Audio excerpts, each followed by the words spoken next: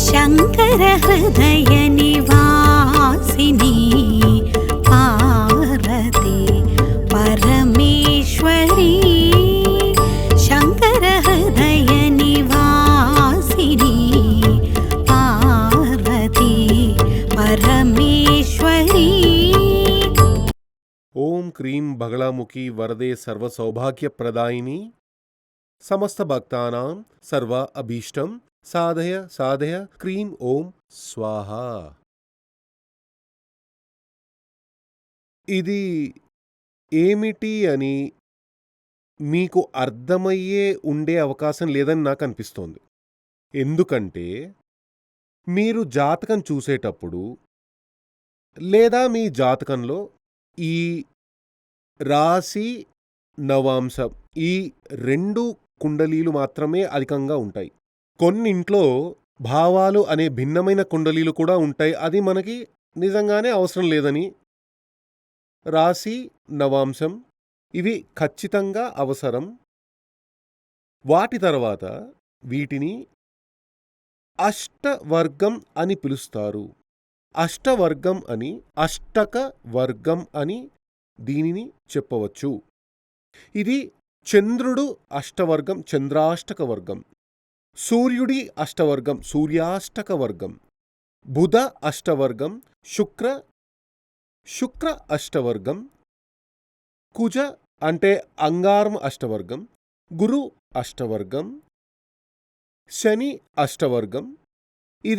ఇవన్నీ చేరినది సర్వ అష్టవర్గం అని అంటారు. ఇందులో రాహువు కేతువు అనే గ్రహాలకు అష్టవర్గం లేదు. వాటికి వచ్చి కుజుడు శనికి ఉన్న వాటిని ఈక్వల్ అనుకోవచ్చు. ఆ విధంగా అవసరమైతే మనం క్యాల్కులేషన్ చేయవచ్చు. అయినప్పటికీ సాధారణంగా అష్టవర్గంలో రాహు కుజుడు రాహు కేతు ఈ 2 గ్రహాలకి వీటిని షాడో ప్లానెట్స్ అంటారు. కాబట్టి వాటికి అష్టవర్గం చూసే పరిస్థితి లేదు. ఈ అష్టవర్గం ఎందుకు చూస్తారంటే ముఖ్యంగా మన గోచార ఫలానికి దీనిని తప్పకుండా మనం ఫాలో చేసి తీరాలి. ఇప్పుడు మీరు డైలీ ఫలాలు చూస్తారు కదా, ఈ టీవీలో వస్తుంది, ఈ టీవీలో వీక్లీలో వస్తూ ఉంటుంది వార ఫలం అని చెబుతుంటారు. టీవీలో కూడా కొంతమంది చెబుతారు వారఫలం అని. మీరది ఫాలో చేస్తే దానికి మీ జీవితానికి సంబంధమే ఉండదు. చాలా రేర్గా కొన్ని జరుగుతుందే తప్ప అక్కడ చెప్పేదానికి మీ జీవితానికి సంబంధమే ఉండదు. దానికి కారణం ఏమిటంటే ఈ ఒక్క గ్రహానికి ఈ చంద్రుడు సూర్యుడు బుధుడు శుక్రుడు కుజుడు గురుడు శని ఈ విధంగా చెప్పబడిన ఈ 7 గ్రహాలకి ఒక్కో రాశి మీద ఏ స్థాయిలో పట్టు ఉందని తెలియకుండా దాని ఫలం చెబితే కరెక్టే కాదు కదా. అదేమిటంటే ఇక్కడ గ్రహాల పేర్లు రాసి ఉన్నాయి కదా, రాశిలో నవాంశంలో చూడొచ్చు. కానీ ఇక్కడ మాత్రం డాట్స్ నంబర్లు మాత్రమే వేసి ఉన్నాయి. అష్టవర్గంలో నంబర్ మాత్రమే దీనికి పాయింట్లు అని చెబుతారు. బిందువులు అనుకోండి, డాట్స్ అని అనుకోవచ్చు. ఆ విధంగా మీరు అనుకోవచ్చు. ఇక్కడ దీనికి అర్థం ఏమిటంటే ఒక్కో గ్రహానికి అంటే రాసుల్లో ఏ మేరకు హోల్డ్ ఉంది, ఏ స్థాయిలో స్వాధీనం ఉంది అంటే ఇన్ఫ్లుయెన్స్ అని అర్థం. అది ఉందని తెలిసే విధంగా చెప్పేదే ఇది. అది తెలియకుండా గ్రహ మార్పు జరిగినప్పుడు ఫలం చెబితే కరెక్ట్గానే ఉండదు. ఇప్పుడు గురు సంచారం రానుంది. చాలామంది గురు సంచారం గురించి చాలా భయంకరంగా చెబుతున్నారు. నిన్న విన్నాను, ఒక ఆయన చెప్పాడు, ఇదిక్కడ ఈ వ్యక్తి హస్త నక్షత్రంలో పుట్టాడు. హస్త నక్షత్రంలో అంటే కన్యరాశి. ఇప్పుడు మేషంలో ఉన్న గురువు వృషభంలోకి వెళ్ళనుంది, 9వ స్థానంలోకి వెళ్ళనుంది. అప్పుడు ఆయన చెప్పాడు కన్యరాశి వారికి అతి భయంకరంగానే ఉంటుంది. గురు సంచారం 9వ స్థానంలో భాగ్యస్థానంలోకి వస్తుంది, గంభీరంగా ఉంటుంది, అలా ఇలా అని చెప్పారు. కానీ ఈ జాతక ప్రకారం కన్యా రాశి వ్యక్తులందరికీ ఇలా ఏమీ లేదు. ఈ ప్లానెటరీ పొజిషన్ అంటే ఈ పాయింట్లు అన్నీ కన్యా రాశుల వారికి అలా అనుకోకూడదు. మీది కన్యా రాశి అయినప్పటికీ మీ అష్టక వర్గంలో మార్పు ఉంటుంది. అది ఒక్కో జాతకానికి బేస్ చేసుకుని ఉంటుంది. కాబట్టి ఈ జాతకానికి సంబంధించినంత వరకు ఈయనది కన్యా రాశి. నిన్న ఒక జ్యోతిష్కుడు చెప్పాడు. కన్యా రాశి వారికి గురు సంచారం అతి భయంకరంగా ఉంటుంది. అలా ఏదేదో చెప్పాడు. కానీ ఈ జాతకానికి సంబంధించినంత వరకు ఈయనకి గురువు ఇది కన్యా రాశి. అక్కడ నుండి 9వ స్థానం 1, 2, 3, 4, 5, 6, 7, 8, 9వ స్థానంలో 4 పాయింట్లు మాత్రమే ఉన్నాయి. 8వ స్థానంలో 4 పాయింట్లు మాత్రమే ఉన్నాయి. కాబట్టి ఈ 8వ స్థానంలో గురువు ఉన్నప్పుడు చాలా భయంకరమైన దోషం అని ఆయన చెప్పారు. అదే ఫలితమే 9వ స్థానంలోకి వచ్చేటప్పుడు ఉంటుంది. ఎందుకంటే అక్కడ కూడా పాయింట్లు 4 ఉన్నాయి. పాయింట్లు 5 కానీ అంతకు మించి గాని ఉంటే మాత్రం శుభ ఫలితాలు లభిస్తాయి. 4 కానీ అంతకంటే తక్కువ గాని ఉంటే దోషాలు సంభవిస్తాయి. 4 పాయింట్లుంటే పెద్దగా శుభాలుండవు, పెద్దగా దోషాలు ఉండవు. దానికంటే కింద 3, 2, 1 అనే విధంగా ఉంటే, ఒక పాయింట్ మాత్రమే ఉంటే అతి భయంకరమైన కష్టాలు, నష్టాలు కలుగుతాయి. 1, 2, 3 లాంటి వాటికి. కాబట్టి ఇక్కడ చూస్తే ఇక్కడ ఆ గురువు మార్పు ఈయనకి సంబంధించిన ఈయనకి జీవితంలో ఏమీ జరగపోయేది లేదు. అదే విధంగా ఈయన విషయంలో ఇప్పుడు అంటే కన్యా రాశి వ్యక్తి. ఈ కన్యా రాశి వ్యక్తికి శని మార్పు జరగబోతోంది కదా! ఇప్పుడే ఒక శని మారింది. కానీ అది ఏ శని అని తెలియదు. అంటే శని రాశి మారిపోయి జనవరిలో మారిపోయింది. 2021లో శని మారిపోయి కుంభానికి వచ్చేసింది. ఇప్పుడు పోయిన డిసెంబర్లో ఒక శని మారింది. కానీ అది ఏ శని అని తెలియదు. కుంభానికి మళ్ళీ వచ్చేసిందని చెబుతున్నారు. సరే, దాని గురించి మరో రోజు మాట్లాడుకుందాం. ఇక్కడ చూస్తే ఇప్పుడు ఈ జాతకంలో అప్పుడు ఈ శనికి ముందు ఇప్పుడు కుంభంలో ఉందన్నారు కదా! ఆల్రెడీ కుంభంలోనే శని ఉంది పోయిన జనవరిలో నుండి. ఇప్పుడు మళ్ళీ జనవరిలో నుండి కుంభంలో ఉన్న శని మళ్ళీ కుంభంలోనికి వచ్చేసిందని చెబుతున్నారు. చెప్పాలంటే పాత ప్రకారం, కొత్త ప్రకారం శని కుంభంలోనే ఉంది. శని కుంభంలో ఉంటే కన్యా రాశి వ్యక్తికి ఇది కన్య, తుల, వృశ్చికం, ధనుస్సు, మకరం, కుంభం అంటే 1, 2, 3, 4, 5, 6. 6వ స్థానంలో శని ఉంటే శని 3, 6, 11లో ఉంటే గోచార ఫలం అతి గంభీరంగా ఉంటుంది. ఆ విధంగా అందరూ చెబుతారు. కానీ నేను చెప్పలేదు. ఆ విధంగా అందరూ చెబుతారు. దైవ సంబంధం గ్రంథంలోనే అలాగే రాసుంది. కానీ ఈయనకి శని చూడండి, ఆ 6వ స్థానంలో 3 పాయింట్లే ఉన్నాయి. అప్పుడు ఈయనకి ఆ బలం సమకూరదు. ఎందుకంటే ఈయనకి 6వ స్థానంలో శని యొక్క స్వాధీనం 3 పాయింట్లు మాత్రమే ఉన్నాయి. కాబట్టి ఆయనకి మంచి కార్యాలు శని వల్ల జరుగుతుందని చెబితే అది జరగదు. రాబోయే సంవత్సరంలో శని మారనుంది. మారేటప్పుడు సాధారణంగా ఆ విధంగా కేరళలో చెబుతూ ఉంటారు. కంటక శని, అయ్యో కంటక శని తీసుకెళ్ళిపోతుందని చెబుతూ భయపడుతూ ఉంటారు. అంటే రాశిలో నుండి, అంటే ఈయన కన్యా రాశి అని చెప్తారు కదా, ఇక్కడ కన్యా రాశి ఈ రాశిలోను దానికి 12వ స్థానంలోను 2వ స్థానంలోను, అంటే రాశిలో నుండి ముందు వెనక్కి శని 2.5, 2.5, 2.5 దీని ఏలినాటి శని అంటారు. ఏలినాటి శని అంటే మీ రాశిలో ఉండేటువంటి శని దానికి 12వ స్థానంలో 2.5 సంవత్సరాలు అక్కడ ఏలినాటి శని మొదలైపోతుంది.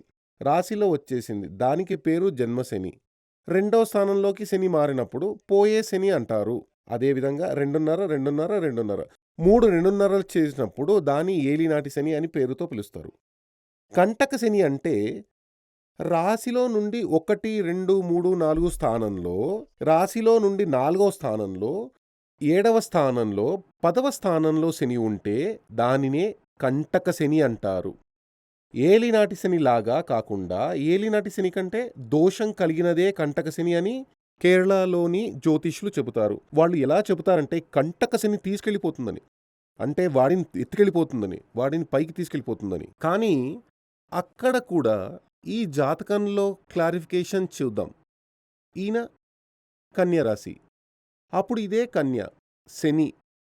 కన్యలో నుండి 1, 2, 3, 4, 5, 6 6వ స్థానంలో 3 పాయింట్లున్నాయి కాబట్టి ఈయనకి శని దోషం ఉంది. 6లో ఉన్న శని జ్యోతిష్య శాస్త్రం ప్రకారం మంచే చెయ్యాలి. కానీ ఈయనకి లోపలకు దిగి పరిశోధించినప్పుడు ఏమైంది? మంచి చెయ్యదు. తరువాత ఈయనకి శని మార్పు అనేది 7వ స్థానంలో వస్తుంది. కంటక శని వస్తుంది. అక్కడ ఈయనకి 6 పాయింట్లున్నాయి. సూపర్‌గా ఉంటుంది టైం. అక్కడ చూస్తే కంటక శని. ఇక్కడ కంటక శని 7లో వచ్చినప్పుడు వైఫ్‌కి చాలా సమస్యలు వస్తాయి. ఇతర సమస్యలు కూడా చాలా వస్తాయి. ధన నష్టం కలుగుతుంది. వైఫ్‌కి మృత్యు వరకు వెళ్ళొచ్చు.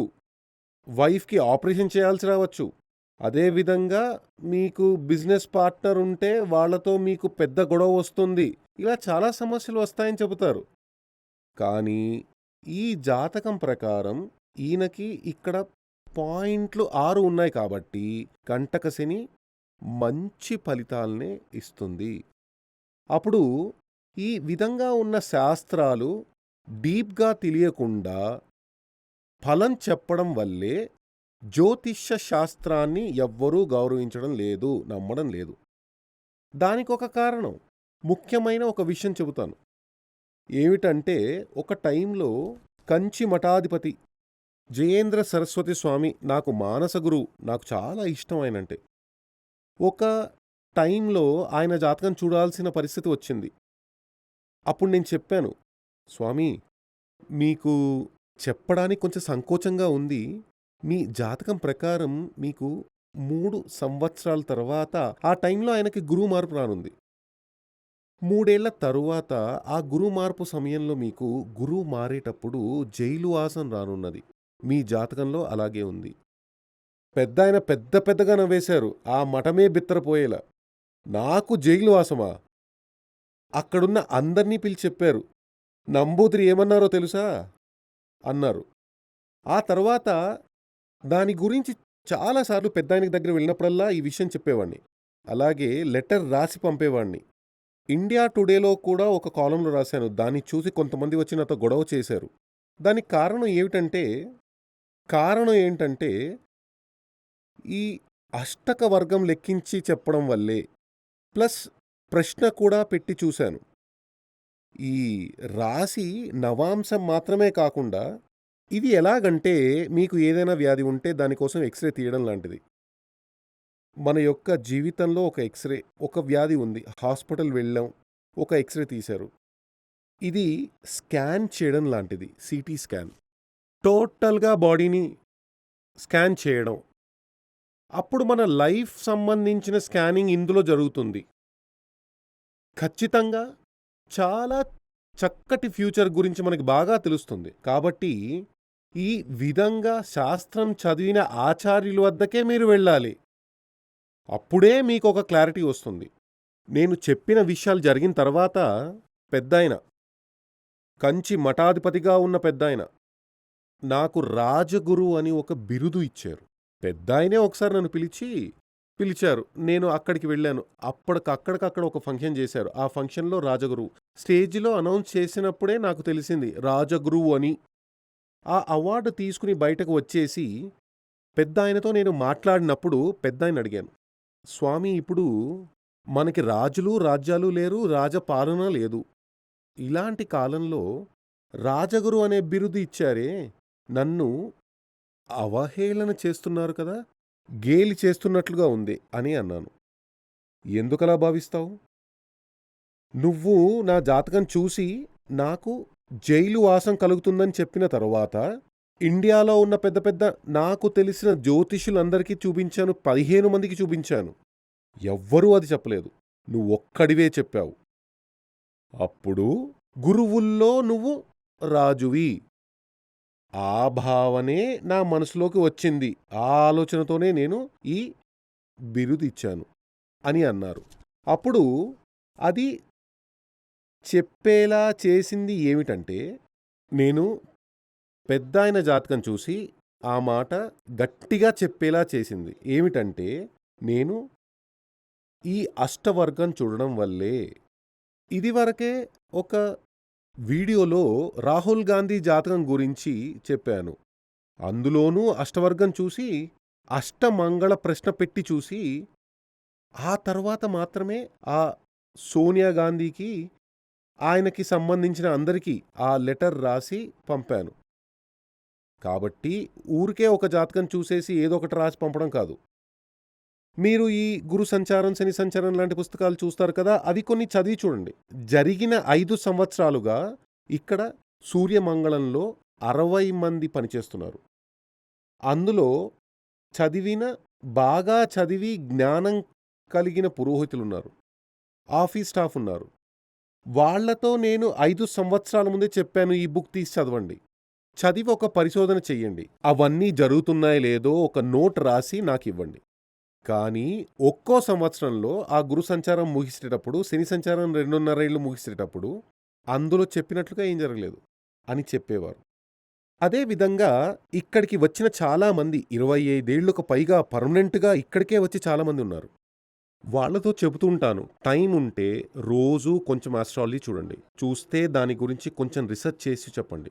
వాళ్ళెవ్వరికీ అది కరెక్ట్గానే వచ్చేది కాదు. ఏదో ఒక మోస్తరుగా, అంటే చిలుక జోస్యం వాళ్ళు చెబుతారు కదా, పెట్టెలో ఒక చిలుకను తీసుకొచ్చి చెయ్యి చూసి చెబుతారు కదా, అతడు 10 మందిని చూసినా ఒకే విషయాన్ని చెబుతాడు.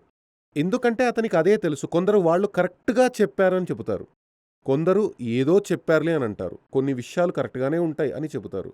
అదేవిధంగా ఈ వారఫలం అనేది కరెక్ట్గా మనల్ని గురించి, అంటే మీ యొక్క ఎక్స్రే తీసి మీకు మాత్రమే చెప్పాలి అంటే ఈ మెథడ్ మాత్రమే యూజ్ చేయాలి.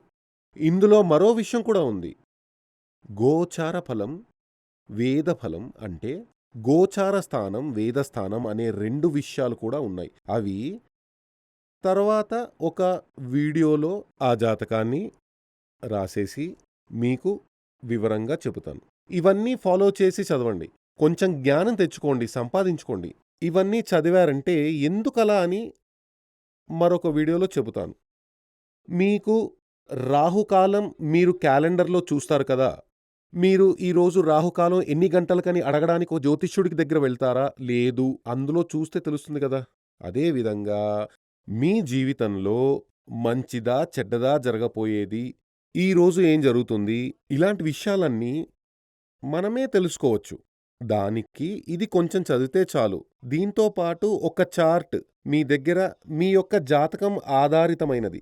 ఇది కాదు, ఇది ఒక మినిస్టర్ జాతకం, పేరు చెప్పడం లేదు కాబట్టి ఈయన యొక్క అష్టక వర్గమే ఇది. మీ జాతకానికి వేరొక విధంగా ఉంటుంది కాబట్టి ఒక్కొక్కరికి ఒక్కొక్క అష్టక వర్గం తీసి లామినేషన్ చేసి అందుబాటులో ఉంచుకుంటే మీకు మీ ఫ్యూచర్ గురించి ఇతరులను అడగకుండానే కరెక్ట్గా గ్రహించవచ్చు, తెలుసుకోవచ్చు. జగన్మాత బగళాముఖి అనుగ్రహంతో మీకు ఆయురారోగ్య సౌఖ్యసిద్ధి లభించాలని ఆశీర్వాదం చేస్తున్నాను.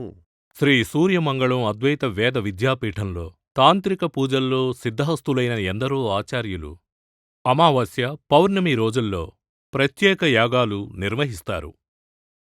ఈ యాగాల్లో పాల్గొనడం ద్వారా తల్లి శ్రీ బగళాముఖీదేవి అనుగ్రహం వల్ల సర్వదోషాలూ పోయి సకల సౌభాగ్యాలు మనకు కలుగుతాయి. శ్రీ సూర్యమంగళం అద్వైత వేద విద్యాపీఠం జ్యోతిష్యం, ప్రశ్నలు, వాస్తు, తాంత్రిక పూజలు మరియు వేదయాగాలు నిర్వహిస్తారు. సంప్రదించవలసిన నంబర్ 7305442299 7305442299.